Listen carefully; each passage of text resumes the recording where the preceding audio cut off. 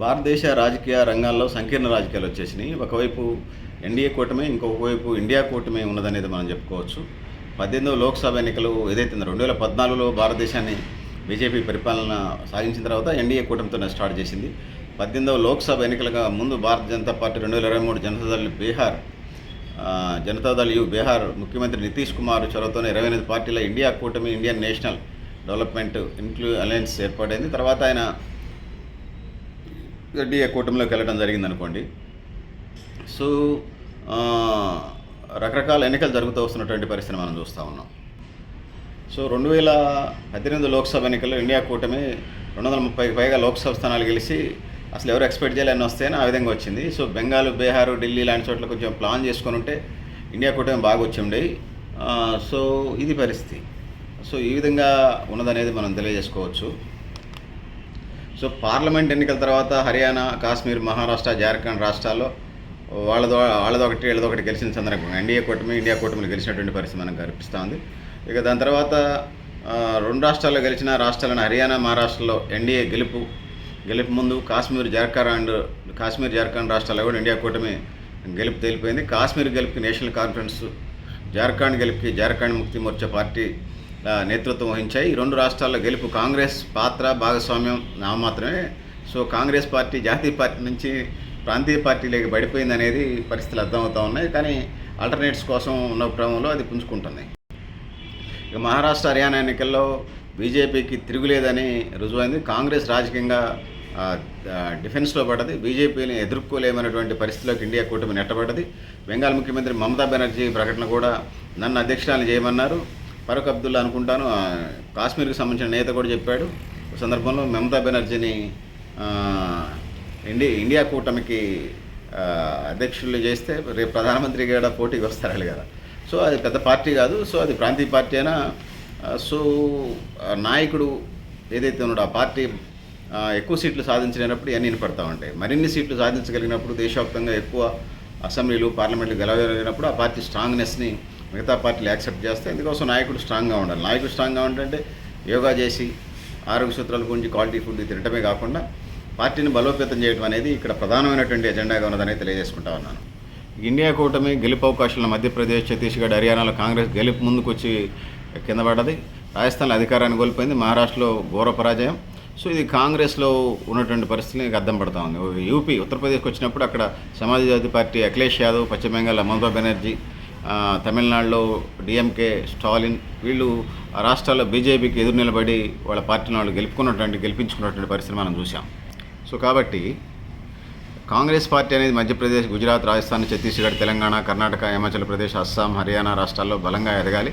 కాంగ్రెస్ పాలిత రాష్ట్రాలైనటువంటి కర్ణాటక, తెలంగాణ, హిమాచల్ ప్రదేశ్లో 49 లోక్సభ స్థానాలు ఉంటే కాంగ్రెస్ గెలిచింది 18. అంటే దాదాపుగా 1/2 కూడా గెలవాలి, 50% కూడా గెలవాల. సో 30-40%లే ఎంపీ స్థానాలు గెలిచింది. దీన్ని మనన చేసుకోవాల్సి వస్తుంది. బీహార్ శాసనసభ ఎన్నికల్లో కూడా కాంగ్రెస్ బలహీనత ఆర్జేడీని రాజ్యాధికారానికి చేసింది. వాళ్ళు అన్ని సీట్లు తీసుకోకుండా ఉంటే ఆర్జేడీ గెలిచేది.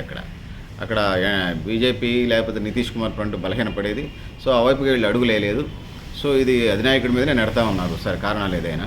సో మమతా బెనర్జీ, అఖిలేష్ యాదవ్, స్టాలిన్ నాయకత్వ బాధ్యత అప్పగిస్తే జాతీయ రాజకీయాలు బీజేపీని ఢీ కొనగలరు అంటారు. కానీ వాళ్ళు కొన్ని రాష్ట్రాలకే పరిమితమైన పార్టీలు. అవి మరి ప్రాంతీయ పార్టీలు జాతీయ నాయకత్వాలు జైలేస్తారా లేదా చూడాల్సిన అవసరం అయితే ఉన్నది. సో ఇక తటస్థ పార్టీలైన వైఎస్ఆర్ కాంగ్రెస్ పార్టీ, బీజే జనతాదళ్, బీఆర్ఎస్ అంటే తెలంగాణ రాష్ట్రంలో ఉన్నటువంటి పార్టీ టీఆర్ఎస్, బీఆర్ఎస్ అనేది ఎంఐఎం లాంటి పార్టీలు కూడా కూటమిలో చేరే అవకాశాలు, అంటే వాళ్ళ పార్టీ ప్రయోజనాలే ప్రధానంగా ఉంటాయి. అంతే తప్పితే ఇంకొకటి ఏముండదు. ఎవరైనా వాళ్ళ ప్రయోజనాలే ప్రధానంగా ఉంటాయి. సో ఇక్కడ బెంగాల్లో దీదీ, వెస్ట్ బెంగాల్లో దీదీ మమతా బెనర్జీ, ఉత్తరప్రదేశ్లో అఖిలేష్ యాదవ్, శరద్ పవార్ మహారాష్ట్ర, లాలూ ప్రసాద్ యాదవ్ బీహార్ లాంటి వాళ్ళు ఇండియా కూటమికి నాయకత్వం ఇస్తే బాగుంటుంది మమతా బెనర్జీ అనేది అభిప్రాయాలు చెప్తా ఉన్నారు. వైఎస్ఆర్ కాంగ్రెస్ పార్టీ విజయసాయి రెడ్డి కూడా కూటమికి మమతా బెనర్జీ నాయకత్వం ఇస్తే బాగుంటుంది అనేది, అంటే వాళ్ళ ప్రత్యర్థి తెలుగుదేశం పార్టీ ఎన్డీఏ కూటమిలో ఉంది కాబట్టి వీళ్ళు కాంగ్రెస్ కూటమికి మాట్లాడుతూ ఉన్నారు. మరి స్టెప్ ఏం తీసుకుని చూడాలి. దేశంలో ఏకైక మహిళా ముఖ్యమంత్రి కాదు. 2019 లోక్సభ ఎన్నికలు కూడా వెస్ట్ బెంగాల్లో 18 లోక్సభ స్థానాలు గెలిచి వెస్ట్ బెంగాల్ని గెలిచినటువంటి పరిస్థితి మనం చూస్తాను. దండయాత్రలా, ఇంకో ప్రజాస్వామ్య యాత్రలా తర్వాత ఉంచండి. బీజేపీని సమర్థవంతంగా ఎదుర్కొన్నటువంటి శక్తి సామర్థ్యాలు దానికి ఏముంది, ఈ ఇండియా కూటమిలో కొన్ని పార్టీలకు ఉన్నది ఆ ప్రాంతాల్లో, అంటే కొన్ని రాష్ట్రాలకి. దేశవ్యాప్తంగా అన్నప్పుడు బీజేపీ చాలా స్ట్రాంగ్ పార్టీ. పోయి 2 వీలర్స్ 3 వీలర్స్ ఎన్ని గుద్దినా బుల్డోజర్కి ఏం కావు, రోడ్ రోలర్కి అసలే ఏం కావు. సో బీజేపీ పార్టీ అంత స్ట్రాంగ్గా వస్తూ ఉన్నది వాళ్ళు సైద్ధాంతికంగా. సో బీజేపీని సంఘటితంగా బలంగా ఎదుర్కోవాల్సిన అవసరం అవుతుంది. మహారాష్ట్రలో ఇప్పటికే మహావికాస్ అఘాడీ కూటమి నుండి సమాజ్వాదీ పార్టీ తప్పుకుంది. ఢిల్లీ శాసనసభ ఎన్నికల్లో ఒంటరిగా పోటీ చేస్తాను ఇప్పటికీ ఆమ్ ఆద్మీ పార్టీ ప్రకటించింది. బీహార్లో ఆర్జేడీ నిర్ణయం ఎట్లా ఉంటుందో చెప్పలేం. సో ఇండియా కూటమికి సంబంధించి ఎవరి దారి వాళ్ళు చూసుకుంటా ఉన్నారనేది మనకు అర్థమవుతోంది. సో దేశంలో సంకీర్ణ రాజకీయాలు మొదలైన తర్వాత ఇట్లాంటి పరిస్థితులు నేను తెలియజేస్తూ, సో ఇండియా కూటమి వర్సెస్ ఎన్డీఏ కూటమి అయితే ఉన్నది. సో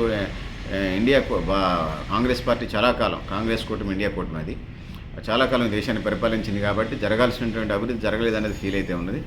సో ఈ దేశ ప్రయోజనాల కోసం బీజేపీ చేస్తున్న ఫీల్ అయితే ప్రజలు ఉన్నట్టుగా మనకు ఉన్నటువంటి పార్లమెంట్ ఫలితాలు అయితే అవుతా ఉన్నాయి. సో కొన్ని తిరిగికొట్టగలిగినట్టు అటు వెస్ట్ బెంగాల్ కానీ, తమిళనాడు కానీ, బీహార్ కానీ, కొన్ని రాష్ట్రాల్లో అంటే ఓటింగ్ పర్సంటేజ్లు మనం చూసినప్పుడు ఉత్తరప్రదేశ్లో కానీ, సో ఈ పార్టీలన్నిటి వెనక్కి కొట్టినటువంటి పరిస్థితిని అయితే మనం చూడగలుగుతాము. పెద్దలారా మిత్రులారా, సో మీరు కూడా మీ అభిప్రాయాలు కామెంట్ బాక్స్ రాయండి. సో ఇండియా కూటమి వర్సెస్ ఎన్డీఏ కూటమి అనేది మనకు ఉన్నటువంటి ఎజెండాగా ఉన్న దేశంలో కేంద్రంలో ఎంతకంటే ఇప్పటికి అయితే లేవు. భవిష్యత్తు బీసీ ఉద్యమాలు, దళిత బహుజన ఉద్యమాలు వచ్చి కానీ పార్టీలు రూపురేఖ లేకుండా ఏమైనా భూములు దొక్కేస్తూ కొత్త పార్టీలు చెప్పలేం. కానీ ఇప్పటికైతే ఏ గత్యంతరం ఇటుకంటే ఇంకా దిక్కులేదు. సో పెద్దలారా మిత్రులారా, మీరు కూడా మీ అభిప్రాయాలు కామెంట్ బాక్స్ రాయని తెలియజేస్తున్నాను. గరిడేపల్లి సత్యనారాయణ, 2,00,000 ఆర్గనైజేషన్.